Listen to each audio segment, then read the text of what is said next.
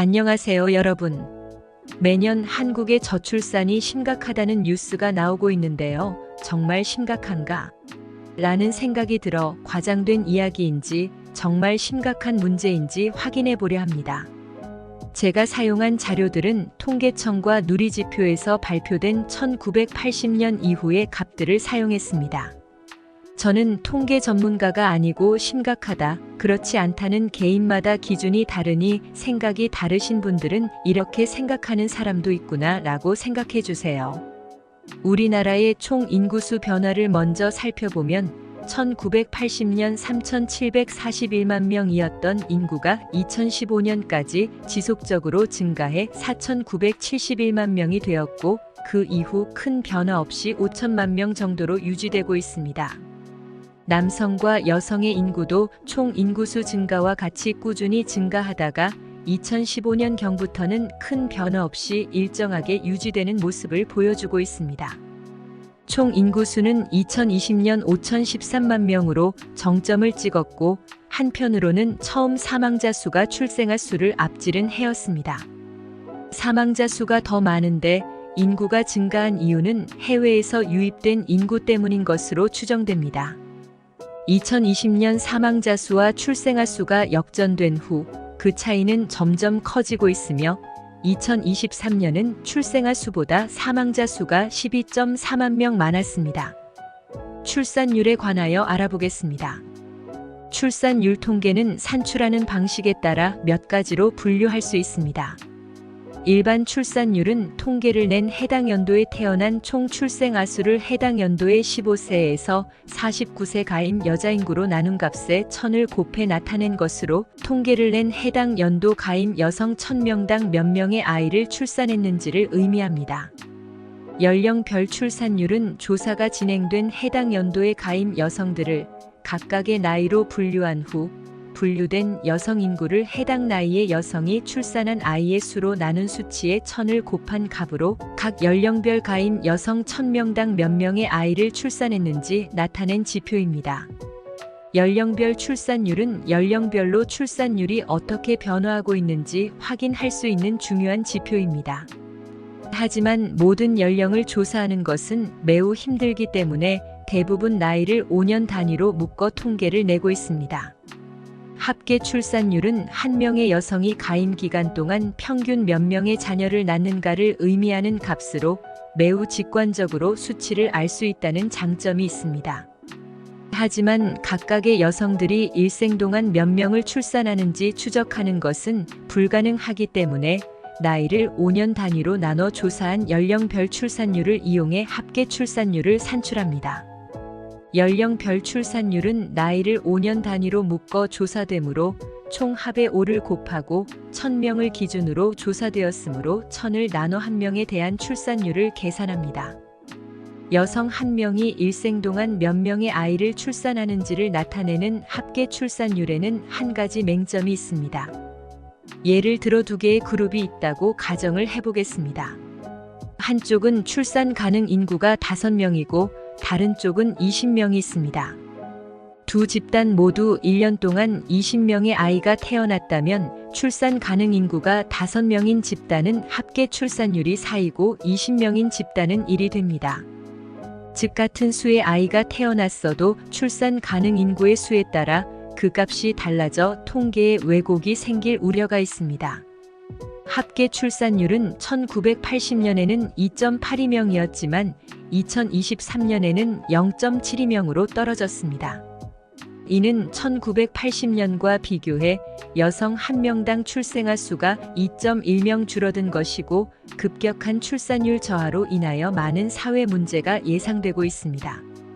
합계 출산율 0.72명은 많은 사회적 문제가 예상된다고 설명했는데 그 이유를 알아보겠습니다. 합계 출산율이 0.72명이라는 것은 2명이 결혼해 만들어진 가정이 다음 세대가 되면 0.72명이 된다는 것을 의미합니다.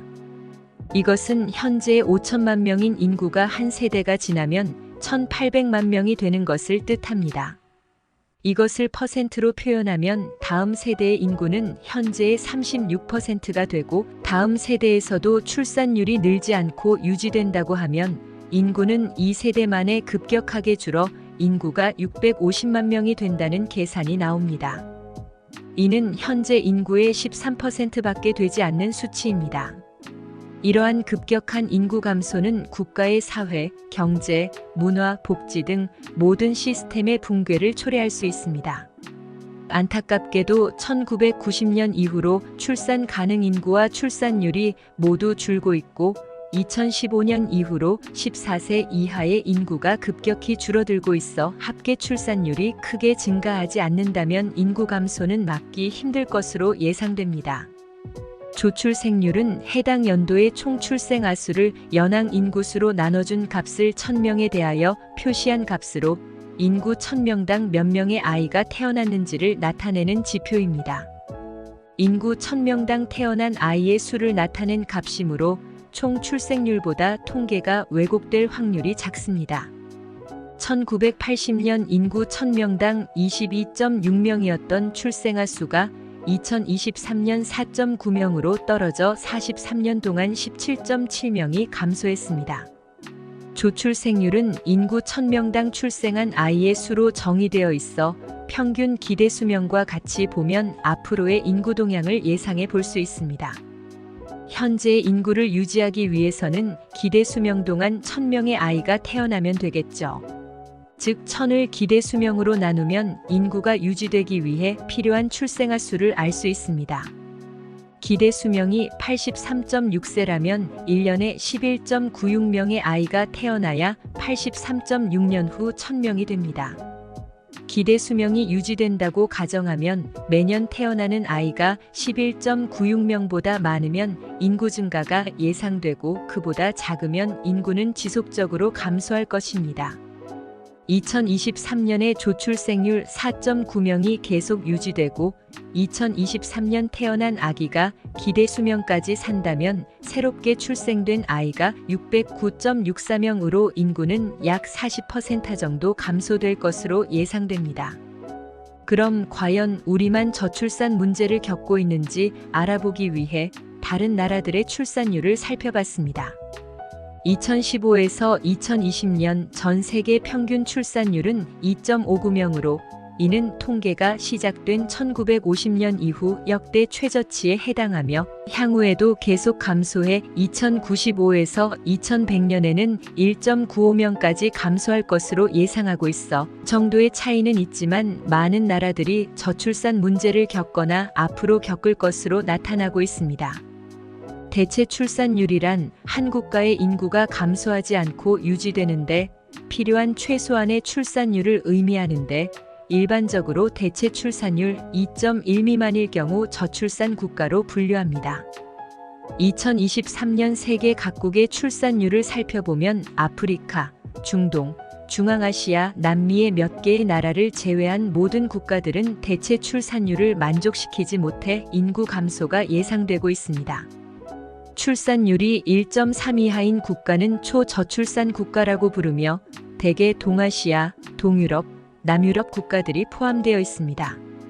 초저출산 국가로 진입하면 인구 증가가 매우 힘들어 초저출산 국가들은 출산율을 높이기 위해 많은 노력을 기울이고 있습니다. 특히 우리나라는 출산율이 세계에서 가장 낮아 국가에서 많은 세금과 정책을 쏟아내고 있지만 실효성이 없어 출산율은 계속 떨어지고 있습니다. 2024년 2월 합계 출산율이 0.64인 지역도 확인되고 있습니다. 저출산은 우리나라의 미래에 큰 위협이 될 수 있습니다. 이 문제를 해결하기 위한 노력은 계속되고 있고 정부의 다양한 정책과 개개인의 변화된 인식이 중요한 해법일 것입니다. 우리 모두가 이 문제를 인식하고 한국의 미래를 위해 노력해야 하지만 현재의 개인 행복지수 등 여러 가지 지표들을 보면 현재를 살고 있는 개인이 행복하지 못한데 다음 세대가 행복하게 살 수 있을까? 라는 의문이 남습니다. 끝까지 시청해 주셔서 고맙습니다.